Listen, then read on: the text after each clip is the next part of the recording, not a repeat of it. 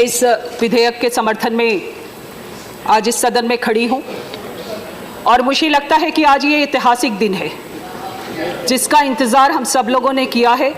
शायद आपके लिए ये ज़रूर वाह होगा जहां पर हम बैठकर कह रहे हैं, क्योंकि आपने लगातार उस तरफ बैठने के लिए मजबूर भी आप केवल इसलिए हुए हैं कि आपने 70 सालों में केवल और केवल वोट की राजनीति के तहत तुष्टीकरण किया है और लगातार उन महिलाओं के भावनाओं के साथ आपने खेला है।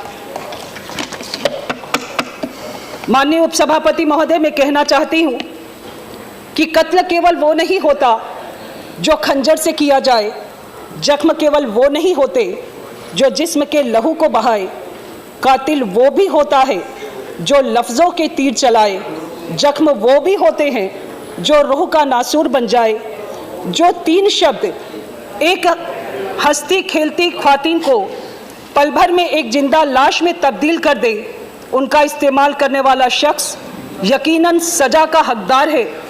और मैं आज कानून मंत्री जी को और देश के प्रधानमंत्री जी को इस बात के लिए बधाई देती हूँ, धन्यवाद देती हूँ और तमाम महिलाओं की ओर से उनको साधुवाद देती हूँ कि उन्होंने ये बिल लाकर भारत देश में एक स्वाभिमानपूर्ण और समानता के एक नए युग की शुरुआत की है।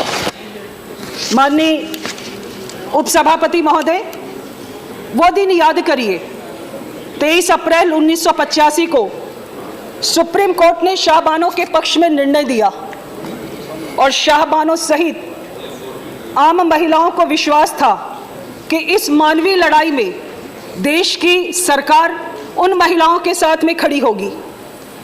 परंतु इतिहास की त्रासदी कहिए कि उस समय के तत्कालीन प्रधानमंत्री, प्रगतिशील और रूढ़ियों के खिलाफ माने जाने वाले प्रधानमंत्री राजीव गांधी जी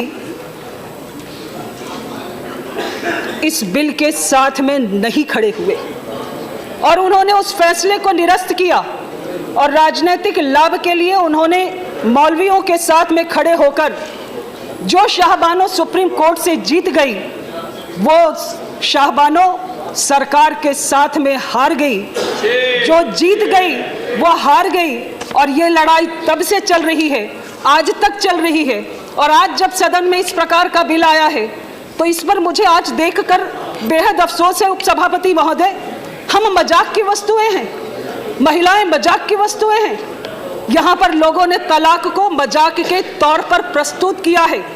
उन्होंने बार बार कहा, इस विषय की गंभीरता पर नहीं गए। जरा उस महिला को पूछिए जो 3 तलाक के बाद में सड़क पर आ जाती है, उस महिला को पूछिए और उसकी भावना को पूछिए जो हलाला के लिए तिल तिल कर मरती है, वापस अपने पति के पास जाती है।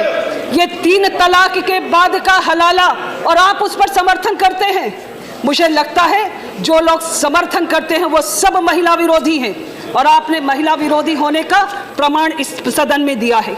मुझे बेहद अफसोस है, मेरे साथी यहाँ पर उन्होंने सदन में बैठकर कहा कि मैं 3 तलाक नहीं दूंगा और यहाँ पर बैठे लोग भी 3 तलाक नहीं देंगे। पीठ पीछे क्या होता है? ये मजाक की बात अगर आप इस सदन में कहते हैं तो इससे आपकी गंभीरता तय हो जाती है कि 3 तलाक पे आप कितने गंभीर हैं। माननीय उपसभापति महोदय, मैं आपको ये बात आपके माध्यम से सदन में कहना चाहती हूँ कि इस बिल की जो सबसे महत्वपूर्ण बात है कि इस बिल में तलाक को केवल एक पक्ष, इस्लाम में 9 तरीके से तलाक दिए जा सकते हैं और केवल उसके एक पक्ष को जो कि अमानवीय है उसको कानून के दायरे में लाया गया है। और जाहिर है कि इससे पुरुषों के तलाक देने का अधिकार खत्म नहीं होता है, बल्कि समुदाय विशेष के स्त्रियों की हितों की रक्षा करने का प्रयास किया जा रहा है। इसलिए इस विधेयक का नाम माननीय उपसभापति महोदय मुस्लिम महिला विवाह अधिकार संरक्षक विधेयक रखा गया है।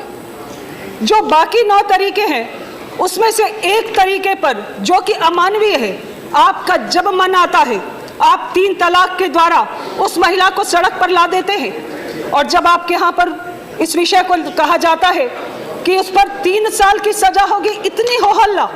अगर व्यक्ति कत्ल कर देता है, अगर व्यक्ति कोई अपराध करता है तो उसे सजा नहीं होगी। ये 3 तलाक के बाद एक हंसता खेलता परिवार जब सड़क पर आ जाता है, क्या ये अपराध नहीं है? और ये केवल वर्ग विशेष की बात नहीं है।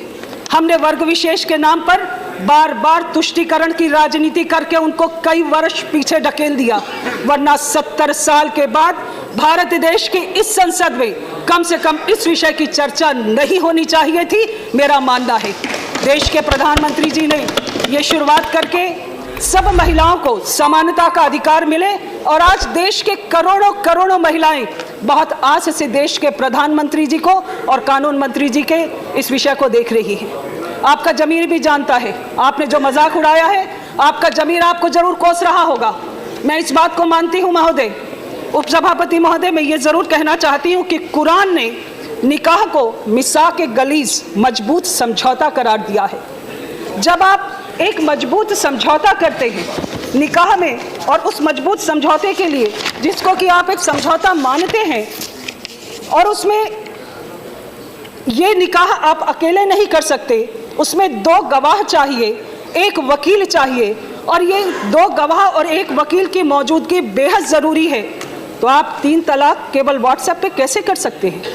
3 तलाक आप घर में बैठ के कमरे में कैसे कर सकते हैं? जब कुरान कहता है मिसाक के गलीज में कि आप ये मजबूत समझौता है, 2 गवाह चाहिए, 1 वकील चाहिए, तो आखिर में आप इस प्रकार से इस कृत्य को किस प्रकार से अंजाम दे सकते हैं?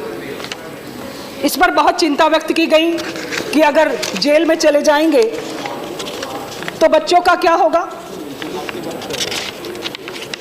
तलाक के बाद क्या होगा, और तलाक अगर देने के बाद क्या होगा। इस विषय पर अभी तक इतनी हजारों हजार महिलाएं जो प्रताड़ित हैं, पीड़ित हैं 3 तलाक के कारण, उस पर अभी तक किसी ने क्यों नहीं संज्ञान लिया? महोदय, केवल तुष्टीकरण की राजनीति केवल एक वर्ग विशेष की बात बार बार आई इस सदन में, ये बहुत आहत करने वाली बात है। हमने आपको अपने से अलग कभी नहीं माना, आप बार बार अलग अपने आप को क्यों दिखाना चाहते हैं? हम चाहते हैं और देश के प्रधानमंत्री जी चाहते हैं कि सब लोग एक साथ चलें, और महिला सशक्तिकरण की दिशा में ये एक मजबूत कदम है। इसलिए मैंने अपनी बात की जब शुरुआत की तो मैंने कहा कि ये ऐतिहासिक फैसला है, और आज ये बिल पारित होगा, इस देश के इतिहास में ये हमेशा के लिए दर्ज किया जाएगा। 3 तलाक के विषय में बहुत सारे जो विषय आए हैं, उसमें हमारे यहाँ नेता प्रतिपक्ष जी ने भी बहुत सारे विषय को कहा है। मैं केवल ये बात कहना चाहती हूँ, उन्होंने कहा कि हम घर के चिराग से आग लगाने की कोशिश कर रहे हैं। जो खुद ही खाक हो उसको काहे का आग लगाइएगा? आप तो पहले ही खाक हो चुके हैं अपने इन कृत्यों के कारण, दोबारा हमें आग लगाने की जरूरत नहीं है।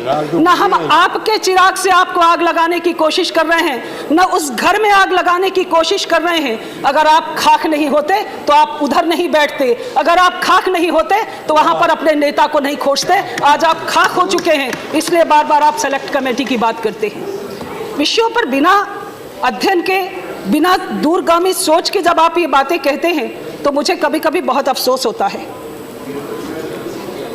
सजा की बात पर कहा कि एक महिला की जिंदगी के बर्बाद करने के एवज के लिए हम 3 साल की सजा का प्रावधान कर रहे हैं। माननीय महोदय, मैं ये कहना चाहती हूँ, 3 साल की सजा, व्यक्ति के मन में जब डर होता है तब वो व्यक्ति उस कृत्य को करने के लिए पीछे हटता है। अगर जुर्माना का डर होता है तब वो उससे पीछे हटता है। अगर वो डर नहीं होगा तो ये 3 तलाक के विषय, जैसा कि अभी सदन में लोगों ने बार बार कहा कि बहुत सारे लोगों ने अभी भी सब्जी बनाना पसंद नहीं आया तो 3 तलाक हो गया। लेकिन एक मूल कारण और है जिसको यहाँ पर किसी ने नहीं कहा। 3 तलाक के कारणों में केवल गुस्सा नहीं होता है, 3 तलाक के कारणों में दूसरी शादी करना भी एक मूल कारण होता है। आप 3 तलाक दीजिए और दूसरी शादी जाकर कर लीजिए, उस महिला के जीवन को आप बर्बाद कर देते हैं और दूसरी महिला के जीवन को बर्बाद करने के लिए लपकते हैं। बंधुओं, इसे किसी ने नहीं कहा। और जब गलती का एहसास हो तो हर बार मरने के लिए केवल और केवल महिला को आप क्यों भेजते हैं? अगर गलती का एहसास है तो हलाला किसका होगा? उस महिला का। वो महिला दूसरे लोगों, दूसरे पुरुष के साथ में रहने के लिए जाएगी, तिल तिल कर मरेगी, और उसके बाद आप हलाला के बाद उसे स्वीकार करेंगे या नहीं करेंगे, उसका सम्मान करेंगे या नहीं करेंगे, इस विषय पर यह सदन खामोश है। प्रधानमंत्री नरेंद्र मोदी जी, हमारे कानून मंत्री जी ने इस विषय को लाकर महिलाओं के स्वाभिमान को जागृत करने का प्रयास किया है। मैं उन्हें साधुवाद देती हूं और इसके साथ ही यह अपेक्षा करती हूं कि वोट की राजनीति मत करिए, तुष्टीकरण की राजनीति मत करिए, महिलाओं को वोट बैंक मत समझिए, हमारी संवेदनाओं से परिचित होइए, हमें एक मानवीय के रूप में स्थान दीजिए। अगर आप हमें मानवीय के तौर पर स्थान देंगे तो निश्चित तौर पर आपको भी दुआ मिलेगी और ये दुआ आपको आगे बढ़ने में सहायक होगी, वरना घर के चिराग से हम नहीं लगाएंगे, आप तो वैसे ही खाक हो जाएंगे। ये कह के मैं अपनी बात समाप्त करती हूँ। धन्यवाद।